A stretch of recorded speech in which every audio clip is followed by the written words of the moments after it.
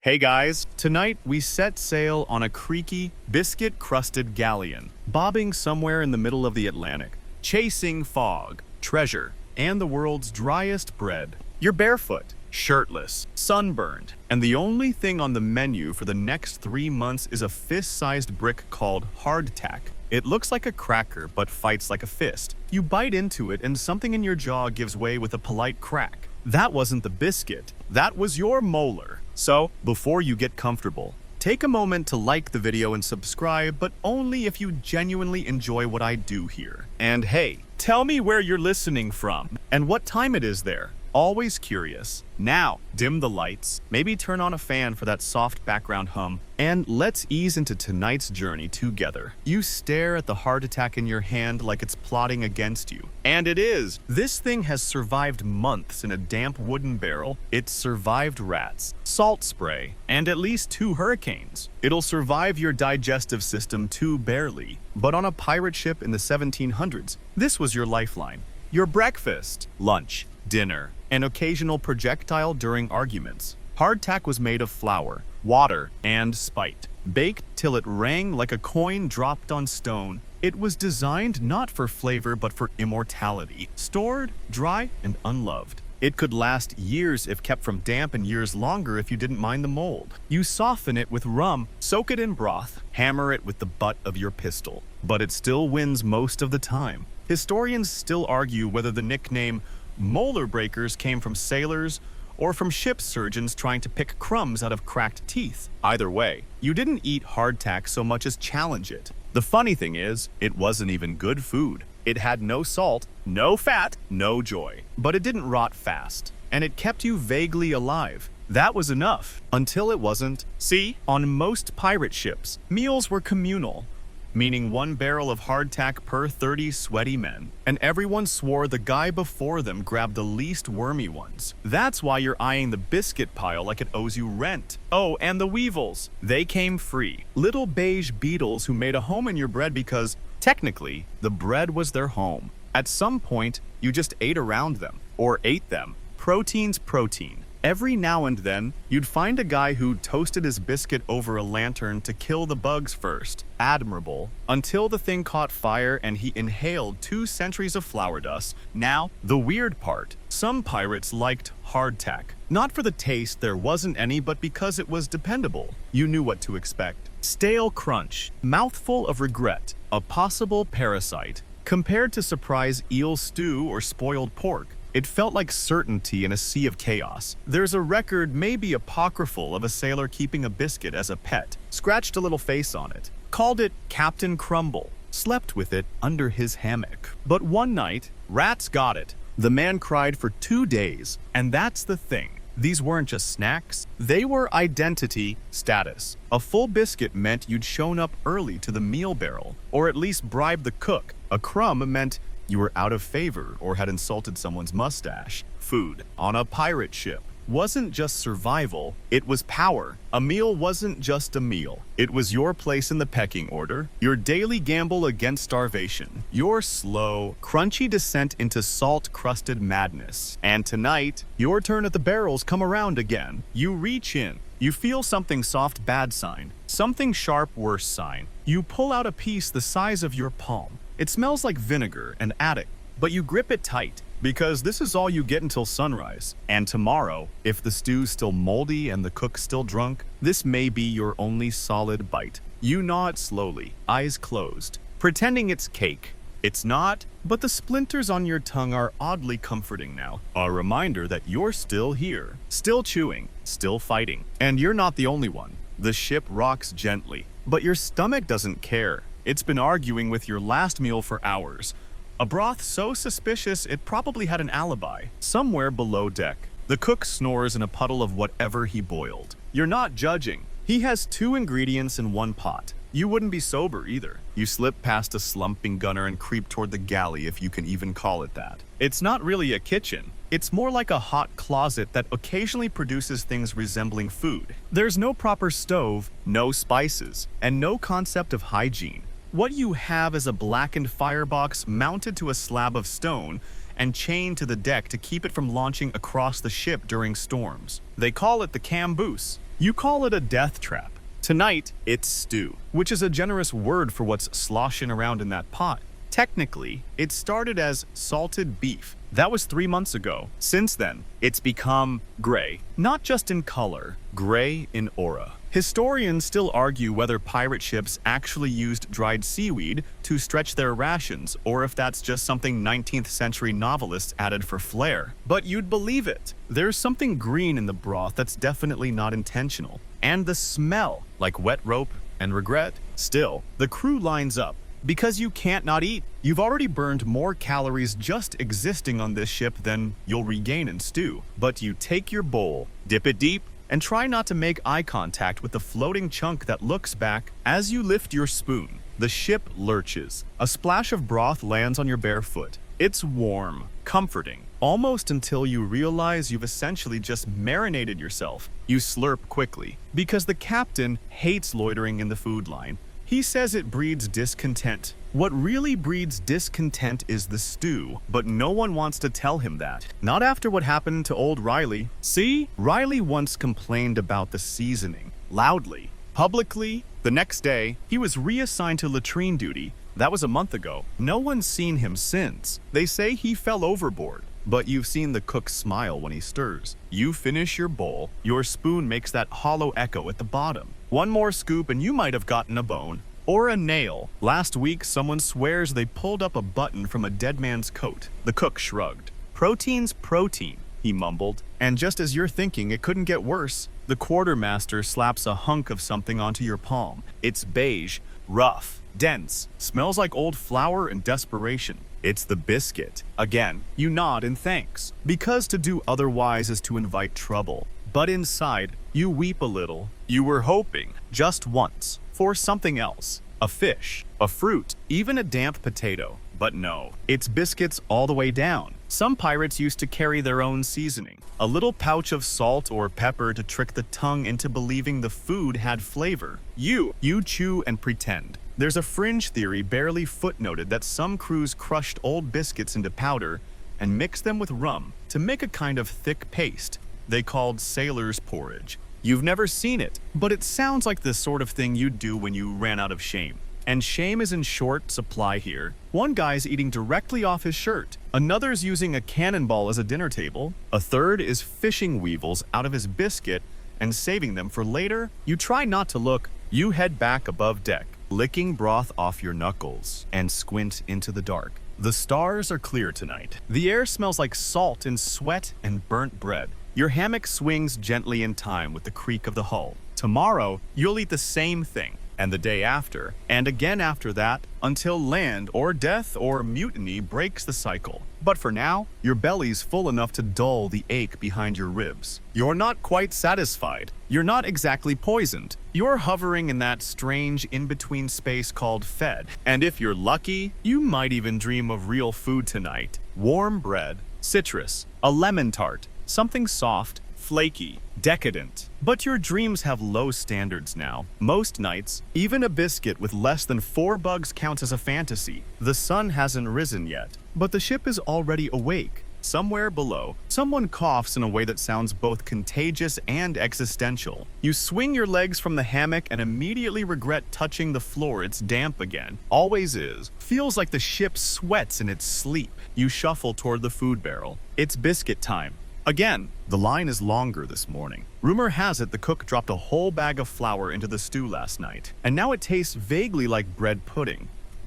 If you'd left it in a boot. But you're not here for stew. You're here for that sacred, rock-hard lump of disappointment. The biscuit. You reach in, fingers brushing over dozens of others, each shaped like sadness. You grab one and knock it gently on the barrel's edge. It holds. No cracks. Still whole. A good sign, until you see it's crawling. Weevils. Again. You sigh. You flick 2 off. 1 burrows deeper. And here's the part no one talks about. You start eating anyway, because this is your 3rd week without proper meat. Because fresh food went overboard back when the storm hit. Because at least the weevils are warm. There's a theory unconfirmed, but oddly persistent, that some pirates believed eating the bugs gave you strength. That the little beetles passed on their toughness, their resilience, their eerie ability to live inside stone bread for months. Historians still argue whether this was sailor folklore or just a story told to make a young crewman stop gagging. You chew slowly, the biscuit crumbling like dry plaster in your mouth. You try not to imagine the insects. You try not to feel them. A man next to you holds up a particularly riddled piece, shakes it next to his ear, and jokes. Sounds like it's still whispering. You laugh, not because it's funny, but because if you don't, you might cry. One deckhand tries to toast his biscuit over a lantern again. It blackens, curls at the edges like a cursed map, but then collapses into ash. He watches it die with the same blank stare you reserve for funerals, and then the arguing starts. Because there's never enough biscuits, not the good ones, anyway. Which, in this context, just means less chewy. Some are moldy, some are soft, which is actually worse. It means they've absorbed moisture and are likely fermenting. And everyone thinks someone else got a better one. Fights start small. A shove, a muttered insult, a sudden "that was mine." You bucket of bilge, and then it's fists. You dodge a flying elbow. The quartermaster tries to break it up, but he's holding his own biscuit like a weapon. And honestly, so is everyone else. Someone gets clocked in the temple with a hunk of rye-hard tack and drops like a sack of laundry. Crumb mutiny. They call it not official, of course, but frequent, especially on long voyages when tempers rise and rations shrink. And you've seen worse. You've seen a man hoard a biscuit in his boots for days, only to wake up and find it gnawed to pieces by rats. He didn't speak for a week after that. One guy swore the ship was cursed after we ran out of biscuits entirely. Said the sea gods demanded a sacrifice. Threw the cook's ladle overboard and chanted for 3 hours. No one stopped him. You were all too hungry to care. Because here's the secret. It's not just about food. It's about control. When you have nothing else, no comfort, no privacy, not even socks, a biscuit becomes sacred, a symbol, a trophy, a last bite of dignity. That's why men fight. Not because they're starving, though, they are, but because that biscuit means they still have something to claim, a choice, a right, a morsel of rebellion in a world that takes everything else. Eventually, the brawl dies down. A few bloody noses, a cracked tooth. Nothing serious, but the tension lingers, heavy in the air like smoke after a cannon fire. You nibble your last corner, dry as parchment, sharp as coral, and yet weirdly satisfying, because even if it hurts your jaw, even if it chews back, even if it crawls, it's yours. You're still chewing not because the biscuit is big, but because it refuses to end. It's the kind of chew that echoes through your skull like a distant drum. You could be gnawing on bone or destiny. Hard to tell. Around you, the crew lingers in small circles, comparing their breakfast battle scars. One man's bleeding from the gum line. Another shows off a biscuit with a perfect weevil tunnel spiraling through the center nature's pretzel. He calls it, you nod solemnly, then toss your last crumb into your mouth like a final prayer. But here's what they don't tell you in pirate stories. The biscuits aren't handed out evenly. Not even close. There's a system, a code, not officially written, but carved deep into the bones of shipboard life. Who eats first? Who picks the barrel? Who gets the top layer, usually less damp? Who has to dig through the bottom, often wetter? Moldy, home to what we'll generously call residents. You, for example, are somewhere in the middle. Not scum, but not royalty. You don't get first pick, but you also don't have to eat the ones shaped like tombstones. Yet, up at the top, that's the quartermaster, the captain, and the cook, though no one knows why he gets to eat better when he made all the food worse. Tradition, maybe, or blackmail. Down at the bottom, that's where the powder monkeys live. The cabin boys, the ones who haven't learned how to barter, bribe, or bluff their way into a better crust. Historians still argue whether these unwritten hierarchies were formal naval practices that filtered into pirate ships, or just survival tactics dressed up in ritual. Either way, biscuits became currency. The dry ones, especially. Dry meant safe. Dry meant dignity. Dry meant you wouldn't wake up in the middle of the night wondering if mold could crawl. Some sailors developed rituals, tapping the biscuit 3 times before biting, holding it to the light to check for movement, cracking it in half and sniffing for evil. These weren't just habits, they were armor against chaos. You remember one man, Tibbs, who had a pouch lined with waxed cloth, kept one biscuit in there, his good luck charm. he said. Never ate it. Just showed it to people, let them hold it, smell it, like a relic. One night during a storm, the pouch went missing. The next day, Tibbs shaved his eyebrows off and declared he'd lost his soul. Walked around, muttering to himself, told the seagulls to give it back. He never really recovered. And yet, in this strange, salty hierarchy, the biscuit remained a kind of equalizer too, because no matter who you were, sailor, captain, stowaway at the end of the day, you still had to chew, still had to break your teeth, still had to pray it wasn't alive. There's a moment every pirate faces, a private moment, no ceremony, no witness. You bite into a biscuit, and something shifts. You stop hating it. Not because it tastes better, it doesn't, but because it's familiar. It's the one thing that hasn't betrayed you, vanished, or exploded. That's when you realize the biscuit is the ship, hard, dry, unyielding, occasionally full of bugs, but it gets you where you need to go. A man nearby, older, toothless, gumming his breakfast like it's made of wool, looks over and says, "The trick is not to win against the biscuit, it's to let it win. Just a little." You don't know if that's wise or insane, but you nod anyway. Then the call goes up. Watch change. You stuff the last chunk into your shirt pocket for later. You've learned not to trust the food line twice in one day. As you climb the rigging to relieve the lookout, you feel the biscuit thump softly against your chest with each step. Like a heartbeat, like a promise, like a brick of pure defiance. And somehow, you're grateful. You're halfway up the rigging when the biscuit in your pocket shifts. You pause because movement in a biscuit usually means one thing, and it's not spiritual awakening. You tug it out, and sure enough, there it is. A fat, sleepy weevil wriggling from a crack like it owns the place. You flick it into the wind. It sails off toward the horizon like a tiny edible compass needle. Gone. You think, briefly, that it probably knows more about navigation than half the crew. Up top, you settle into the crow's nest. From here, the sea is endless, glinting like broken glass. The kind of view poets write about, though none of those poets had to eat baked bricks filled with live insects to get here. You break off a corner of your pocket biscuit, what's left of it, and examine it. It's dry. For now, and the texture still somewhere between limestone and regret. Here's the thing about these biscuits. They weren't supposed to have bugs, but they always did. Even in port, even fresh from the bakery, the flour was often already infested when it arrived. You'd bake them with the bugs still inside, and they'd hatch later, like horrible little sea fairies, weevils, worms, moth larvae.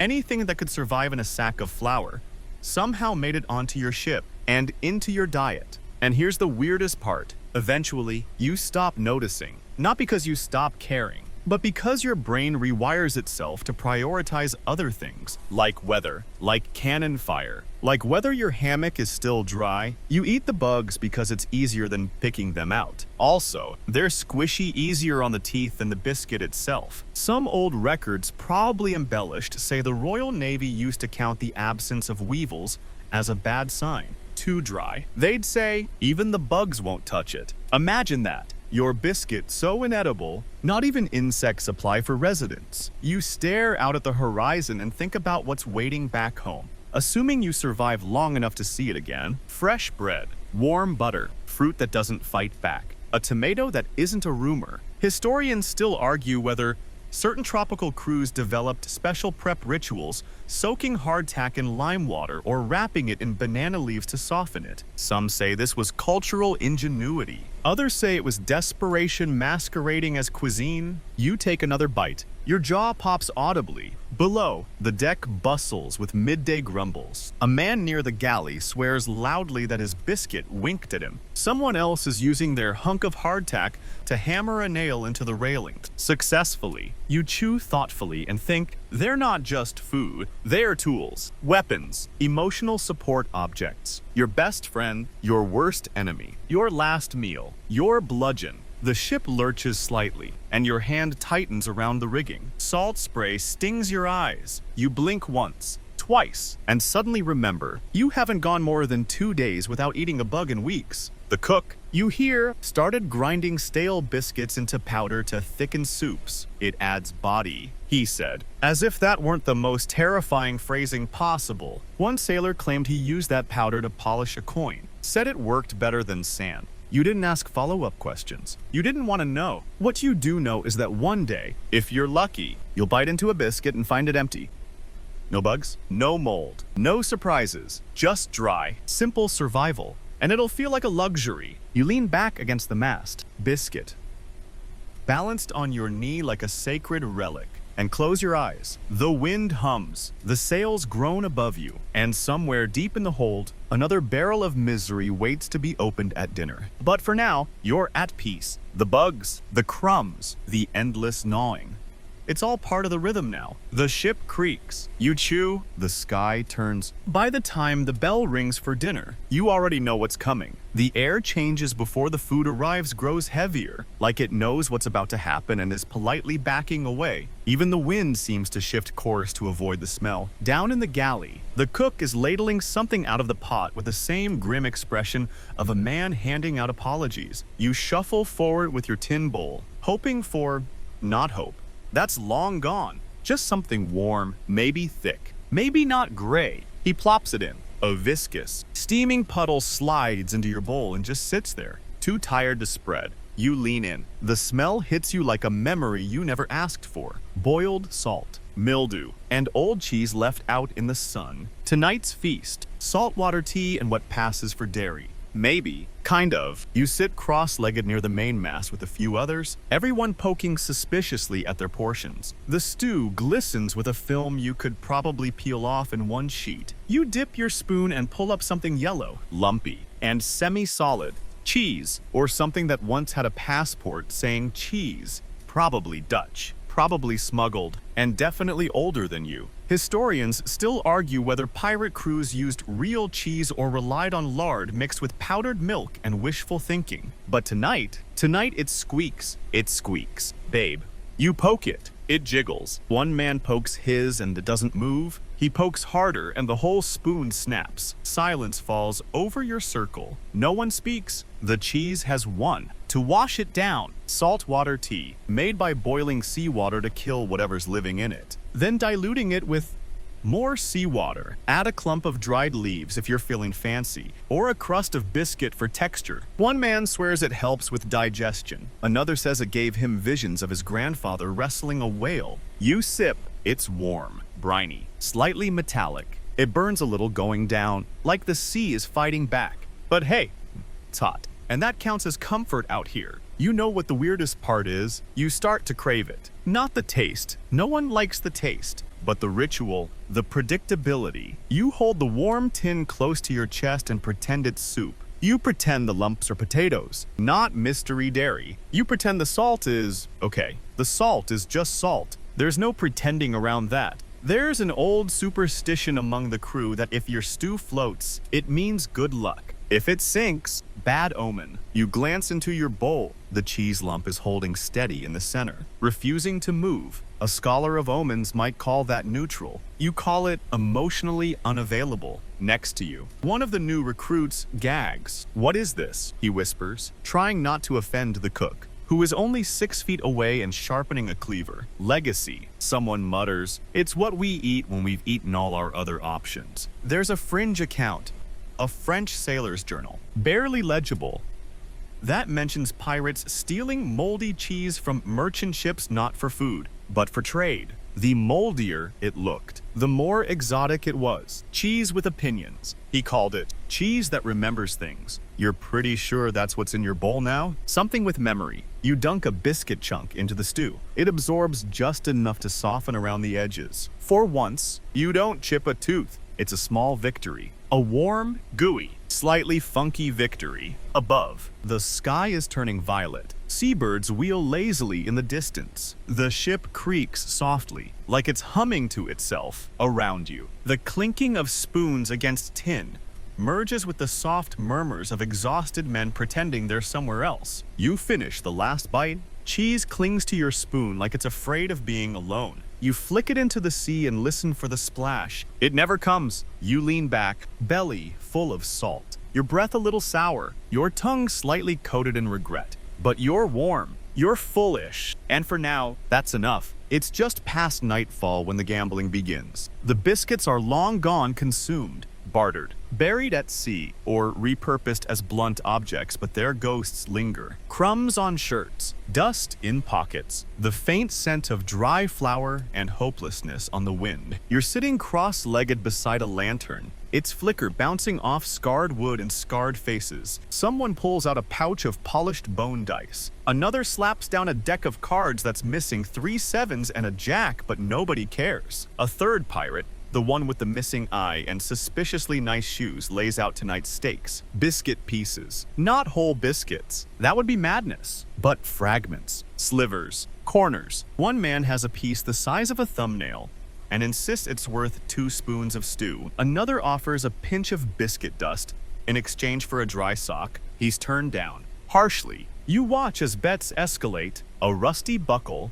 an extra turn in the lookout nest, a back massage with no eye contact. Pirate life isn't glamorous. It's creative desperation in a hat. You join the game with a jagged biscuit shard you found wedged in your hammock seam yesterday. It has 3 weevil tunnels, 1 suspicious stain, and a corner chipped like flint. A relic, a weapon, a currency. The game begins. Dice roll. Cards snap. Swears fly. A spoon clatters to the deck. You win the first round, gain a damp sock and a second spoon. The sock is warm. You try not to think about why. By the third round, tensions rise. A man accuses another of staring too aggressively. Someone threatens to duel over a palm-sized biscuit wedge. The cook is called in to mediate, but he's 3 drinks into his medicinal rum and just mumbles something about the cheese seeing things again. It nearly turns violent when the blindfolded pirate wins 3 hands in a row. Someone says he's cheating. Someone else says it's divine intervention. You say nothing because you're holding a winning hand and a warm sock,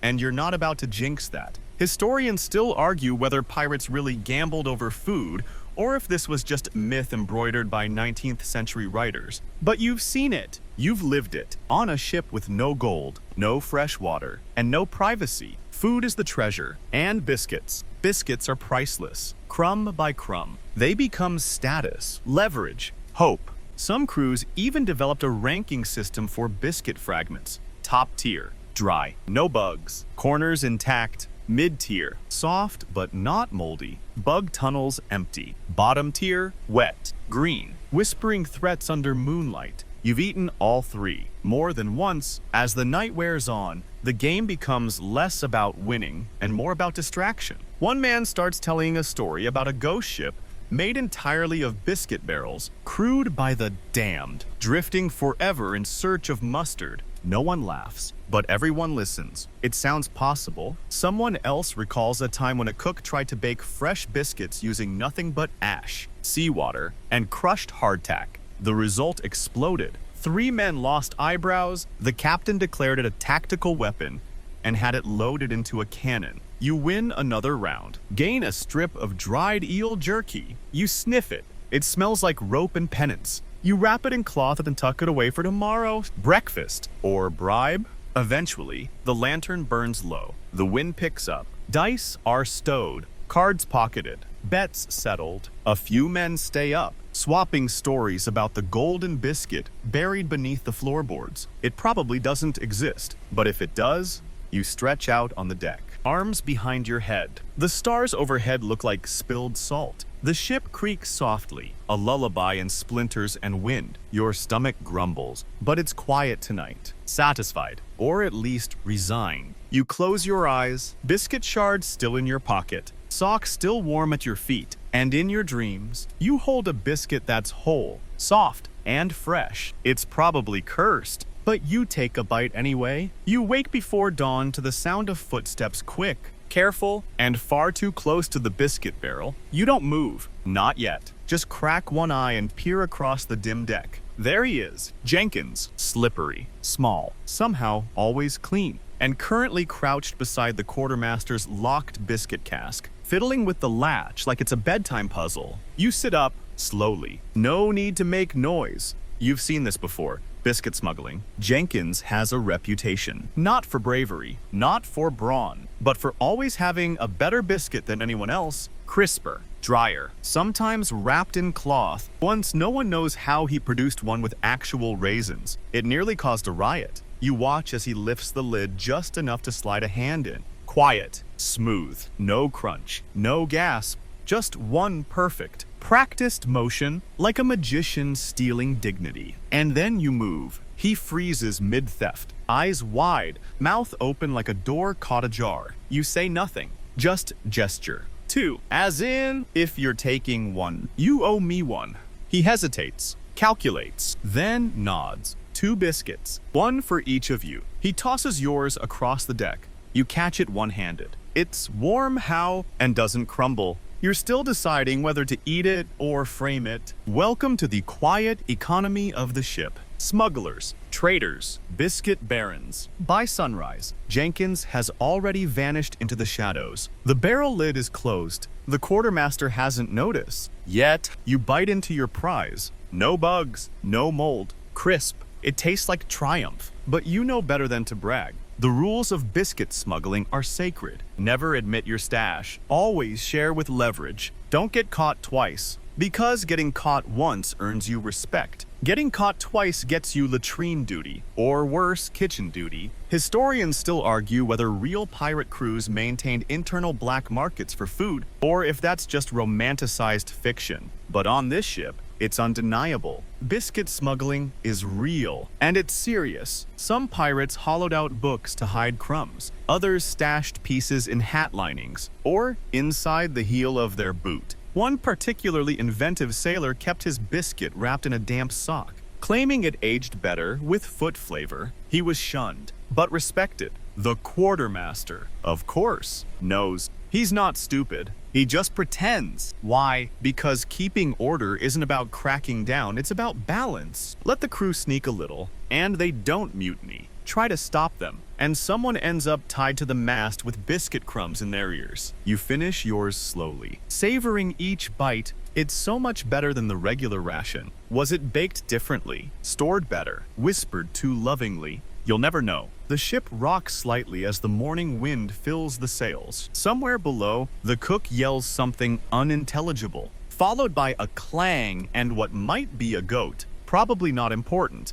Another crew member sidles up beside you and murmurs, "I heard Jenkins has a 3rd biscuit." You nod sagely. Of course he does. There's a pause. Then you want in. That's how it begins, the great biscuit heist escalation. Because once someone sees a better biscuit, everyone wants one. Suddenly, Jenkins isn't just a thief. He's a dealer, and you're his unspoken partner. That night, 2 more men sneak toward the barrel. One acts as lookout, the other as lifter. You watch from your hammock, pretending to sleep, cradling your now empty pocket where the biscuit used to be. They get away with it, for now, but you know how this ends. Sooner or later, the quartermaster catches wind, and when he does, he won't go for Jenkins. No, he'll go for you, the one who's quiet, calm, too well-fed for a stormy sea. You roll over, eyes open in the dark, because smuggling biscuits isn't just about hunger, it's about control. By the 3rd night of biscuit smuggling, someone challenges Jenkins to a duel. It's not dramatic. No swords drawn at dawn. No slaps with gloves. Just 2 men standing chest to chest under a swaying lantern, arguing over a lump of flour so dry it sounds hollow and tapped. You're sitting nearby, pretending to sew a button back onto your shirt. But really, you're listening. I saw him lift 3 biscuits last night, the accuser says, jabbing a finger in Jenkins' chest. 3. And he shared with no one. Jenkins shrugs. You should have been faster. That's when it starts. A shove, a shout. Jenkins lunges, biscuit in hand, like a dagger. The other man retaliates with a tin spoon. It's the most pathetic duel you've ever seen, like 2 sleep-deprived squirrels fighting over a cracker. Which, in fairness, is exactly what's happening. The crew forms a loose circle, watching. No one intervenes. Not yet. Pirate law is flexible when it comes to food-based disputes. The biscuit shatters halfway through the scuffle, crumbling to the deck like ancient ruins. Jenkins howls, not from pain, from loss. You see it in his face, the grief of a man whose carbohydrate empire is crumbling. The other guy, gasping, pocketing the largest chunk, declares victory. The circle breaks up. Nobody applauds. This isn't theater, it's survival. Later, Jenkins sits alone, cradling the broken biscuit bits like a wounded pet. You sit beside him, Quiet, respectful. Do you think it's cursed now? He asks. You shrug. Depends. Did it bleed? He laughs, bitter and soft. Historians still argue whether pirates actually fought over food, or whether these stories were exaggerated by moralists trying to make the sea sound more dangerous than it was. But you've seen it, fists raised over stew, threats whispered over half a biscuit. This isn't exaggeration, it's economy. Because on this ship, everything has value. Every crumb is a choice. You can eat it, trade it, store it. Or, as Jenkins just learned, you can lose it. There's a silence between you for a moment. Then he offers you a piece jagged, slightly soggy, and no longer warm. You accept it, not because you're hungry, but because honor demands it. You chew together in silence. The duel becomes legend by morning. Stories swirl. As they do, some say Jenkins blocked a knife with his biscuit. Others claim the spoon snapped on impact. One wild version insists Jenkins threw the biscuit so hard it stuck in the mast and stayed there, humming. You know the truth. It was pitiful, but in a world this small, even a snack squabble becomes epic. It sparks a new trend.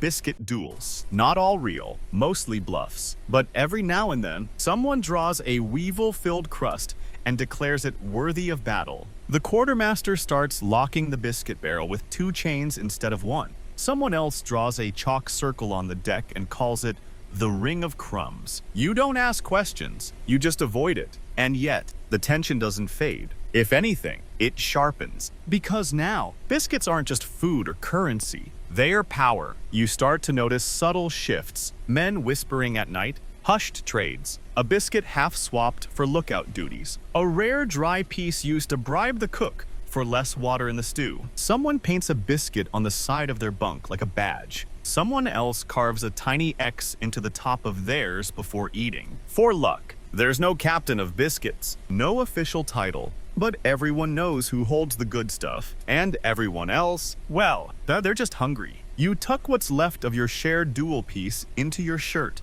Tonight, it's not just food, it's armor. Because the real war isn't over gold or land. It's over what's left in the barrel. You're peeling a biscuit flake from your shirt when the lookout calls down. Sails on the horizon. The crew erupts half with excitement, half with groans. Could be a merchant ship, could be navy, could be French, could be a mirage painted by hunger. But you all lurch into action. Below deck, preparations begin, cannons loaded, powder checked, pistols distributed, mostly to the people you hope don't drop them. But what you're watching is the trade trunk, a battered iron chest kept under the cook's hammock. Inside are your real weapons, salted meat, tobacco, rum, and biscuits. Not the regular ones. No, these are the good ones. Trade biscuits. Dry, firm, mostly bug-free, stacked like relics. You swear they smell faintly of cinnamon. They don't, but your brain's optimistic. See? When pirates meet other ships, especially under flags of convenience, it's not always a fight. Sometimes it's a deal.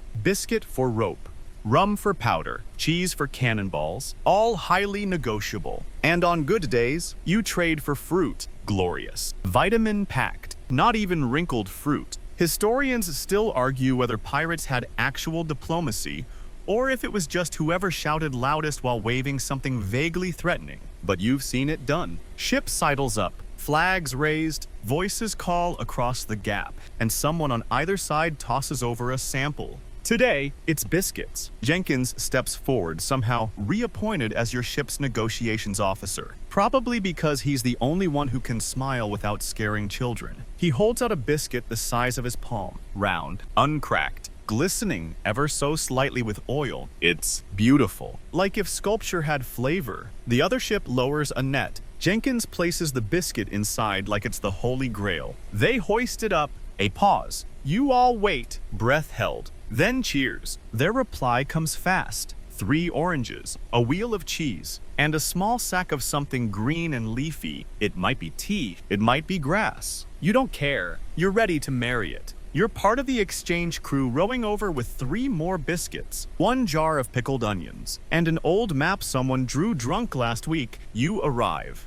climb aboard, and there's this moment of silence. 2 crews eyeing each other like cats in a mirror. Then someone offers a flask. You sip. It's awful. Everyone nods approvingly. The biscuits are admired. Tested, knocked gently on the mast. No dust, no bugs, no curses. Hopefully. One man even sniffs his, smiles, and says, "Smells like tax-free heaven." You try a slice of their cheese. It's sharp, a little sour, not moving. You cry a little. By sunset, both crews are full, relaxed, and sunburned. There's laughter, trade stories, even a joke about starting a floating biscuit cartel. Nobody laughs harder than Jenkins. But as you row back, sack full of citrus and heart full of hope, you can't shake one thought. These weren't just trades, they were peace offerings. Language. Because in the lawless, boiling open sea, where treaties are inked in rum and broken by cannon fire, sometimes the only thing stopping a fight is a biscuit worth respecting. And sometimes, all it takes to save a dozen lives is handing over your last uncracked loaf and saying, "Here, this one's not cursed." You step back onto your ship.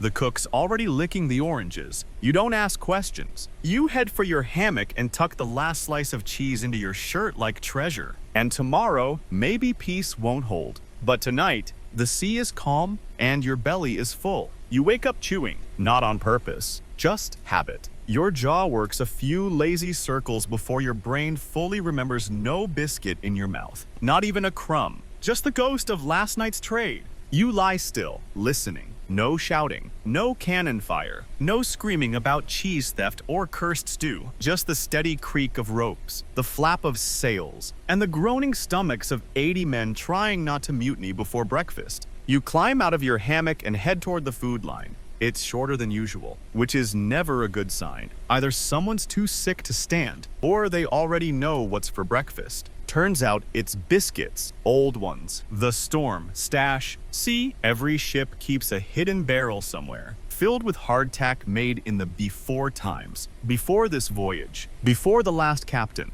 maybe even before sanity. You see the cook dragging it out like an old enemy. The lid comes off, and the smell hits the deck like a punch mold. Mildew, and something vaguely floral that makes your tongue recoil. The first biscuit he pulls out crumbles, not from dryness from age, it just gives up. The second is soft, like it's been soaking in despair. The third, that one clinks when he sets it down. You watch in silence as he sorts through them, keeps the firm ones, tosses the others into a bucket labeled experimental mush. You don't ask, you get yours. You knock it against the mast. It echoes, good sign. You bite, it crunches, also good. Then it crackles, less good. A piece of something, possibly bone, scrapes your tooth. You pause, pull it out. A nail, not a long nail. Thankfully, just a short one, bent at the end. Probably a leftover from when the biscuits were baked in pans that doubled as armor plating. Historians still argue whether these nails were accidents or purposeful additives.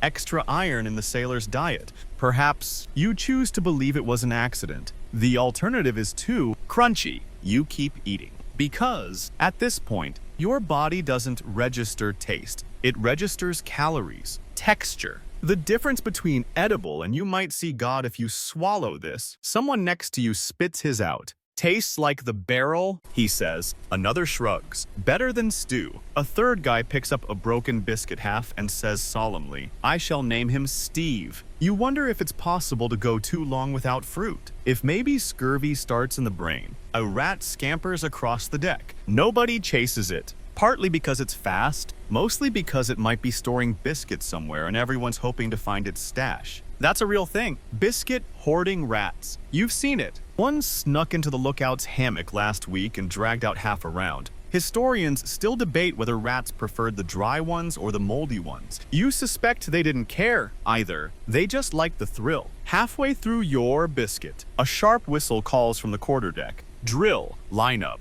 Something tedious. You stuff the last bite into your cheek and march over, and that's when you notice it. Rain clouds. Dark, low, swollen like a belly that's seen too much soup. You don't even groan. Just tilt your head back and let the first drop hit your face like a challenge. Rain means wet biscuits. Wet biscuits mean doom. Because here's the thing. Dry. They're tough, crumbly, manageable, but wet. They transform. They swell. They rot. They ferment. They melt slowly, stickily into a glue that traps flavor, bugs, and your regrets. One pirate once described it as chewing a damp map of hell. You believed him. You wrap your biscuit stub in your shirt, stuff it into your boot. Pray it survives. By the time the rain hits in full, the barrel's been dragged back below deck, covered in oilskin like a precious jewel. The crew scrambles. You huddle in corners. The biscuits, what's left, huddle too, because nobody wants what comes next. The dreaded soggy biscuit stew. But that's a horror for another day.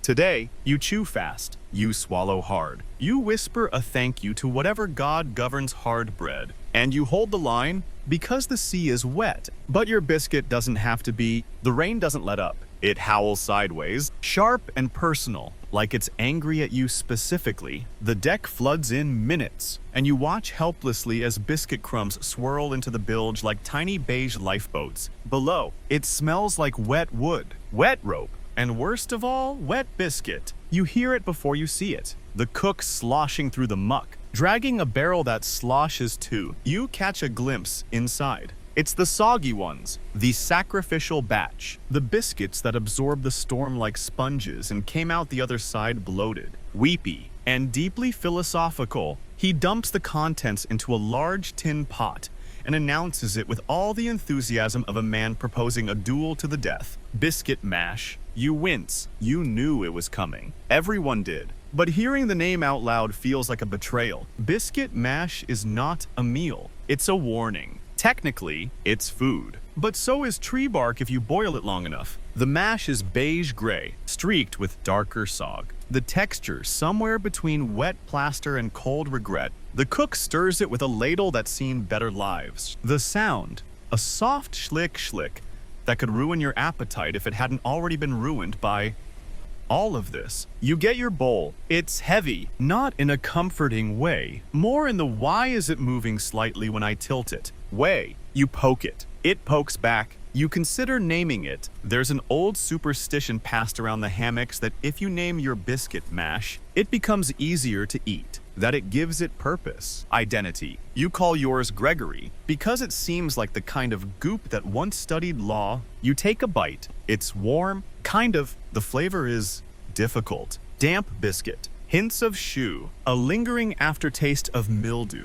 The weevils are, mercifully, drowned, possibly honored with a tiny funeral inside the pot. You hope so. Next to you, someone gags audibly. Another shovels his in like he's punishing himself. A third cries softly. Whispering to his mash in Spanish, you eat slowly, carefully. Gregory is not to be rushed. Historians still argue whether biscuit mash was a standard emergency ration or an invention of deeply tired cooks who gave up on structure. Some accounts say it was a deliberate tactic to soften old biscuits and stretch supplies. Others say it only showed up when morale hit rock bottom and someone shouted, "Just mash it and shut up." The quartermaster eats his in silence, which is alarming. He normally complains, loudly, but now he just stares. Later, someone suggests adding cheese to the mash. The cook says the cheese refused. By mid-afternoon, the storm fades, leaving everything soaked, sticky, and shivering. The sun peeks through clouds like it's checking if you're still alive. You aren't sure. You scrape the last of Gregory from your bowl. He's smaller now, less defiant.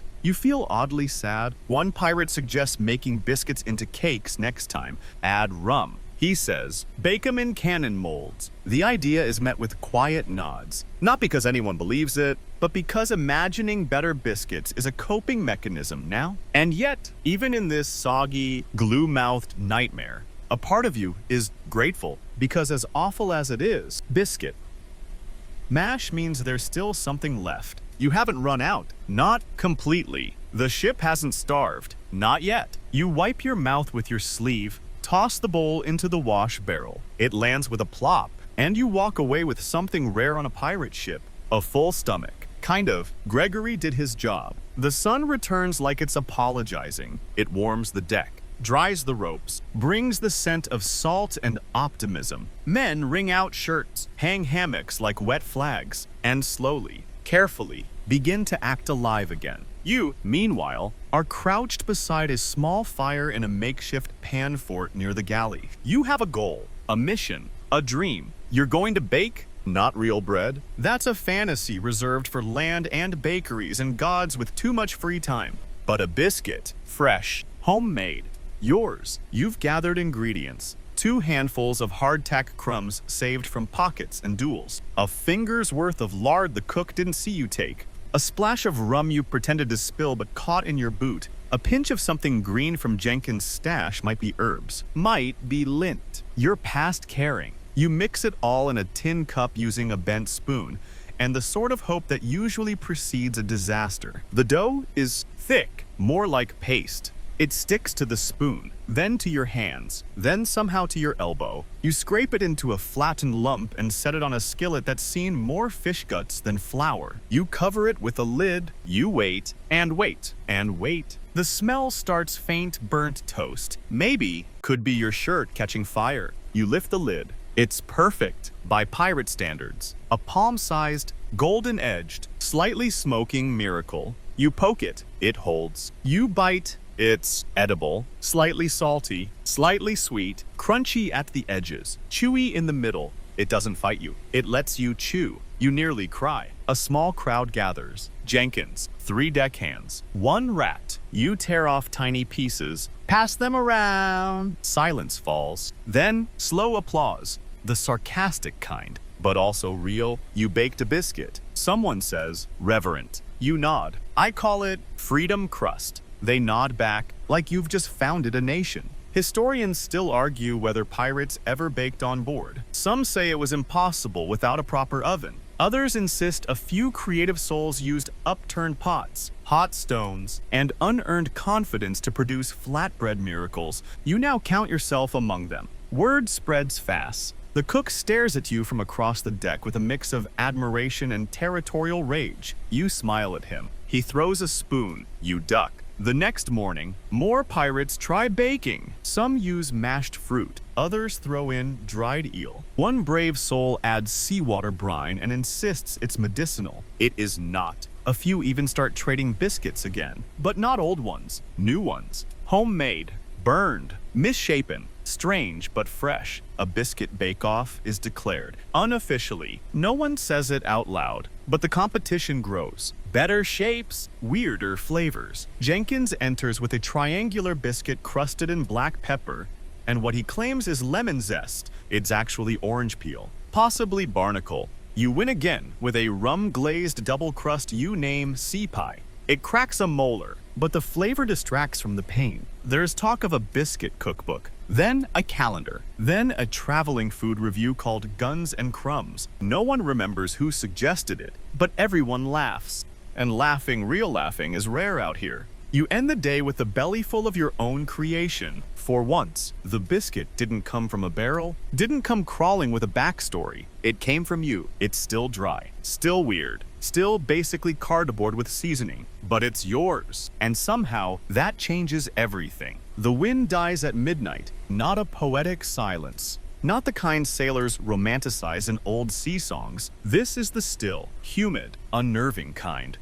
The kind that makes ropes sag and voices sound too loud. The ship drifts, suspended in a bowl of black glass. Even the stars seem to lean closer, curious. And that's when someone whispers it, the cursed biscuit's back. You pause, halfway through your hammock climb. What cursed biscuit? You ask, though you already regret it. A crewmate leans in. His breath smells like vinegar and drama. It's round. Too round. No cracks. No bugs. No flaws. Looks baked by angels. Or not angels. You blink. And that's bad. He nods gravely. First mate found it in the old flour sack. Middle of the night. Still warm. Still warm. You don't believe it. Not really. But that kind of statement has gravity. It pulls out your ribs. You climb down and follow the whispers. Below deck, a small crowd huddles around the biscuit in question. It sits on a crate under a lantern, casting a soft, innocent shadow. And honestly, it is weirdly perfect. Even,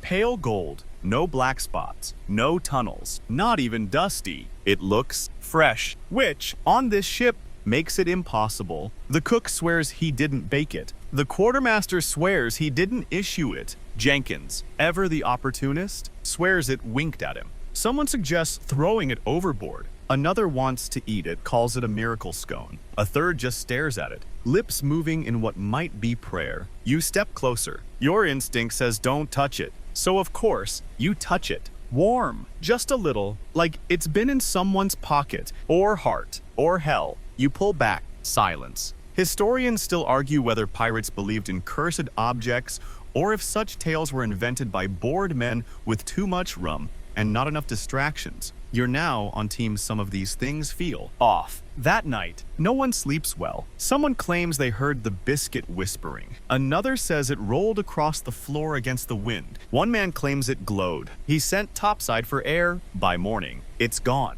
No crumbs, no trace, just a faint indent on the crate where it sat. People stop asking questions. You try to forget, but later that day, the ship's compass spins in slow, deliberate circles. The cat refuses to come below deck. Jenkins loses his voice. Coincidence? Maybe, but when someone finds a new biscuit oddly smooth, still warm, resting in the pantry where no one's been, you all agree without a word. Don't touch it. That evening, a makeshift shrine is built in the hold, a small wooden box lined with cloth where strange biscuits can go to rest. It becomes known as the loaf tomb. You don't laugh, not anymore. Instead, you sit by the railing and nibble at a normal biscuit dry, jagged, thoroughly cursed in the usual way. It breaks a little as you chew. It crumbles like a biscuit should. And somehow, the familiar crunch is comforting because some biscuits are just hard bread, and some were never baked by human hands. You're packing your hammock for the night, tucking away your spare shirt and half a biscuit wrapped in cloth. When the whisper starts moving down the deck, they found the last one. You pause. So does everyone else. Hammocks stop swinging. Dice games go quiet. Even the snoring cook lets out a confused cough. Someone asks, "The last what?" And the answer echoes in the hold like a ghost holding a spoon. The last loaf. You don't know who said it, but suddenly, the entire ship is moving, slowly, quietly, like children creeping toward a forbidden cake. You follow, bare feet soft on the wood, heart ticking like a tight-drawn line. The scent hits first rich, warm, thick with memory. Not smoke, not mold, not salt, bread, not biscuit, bread.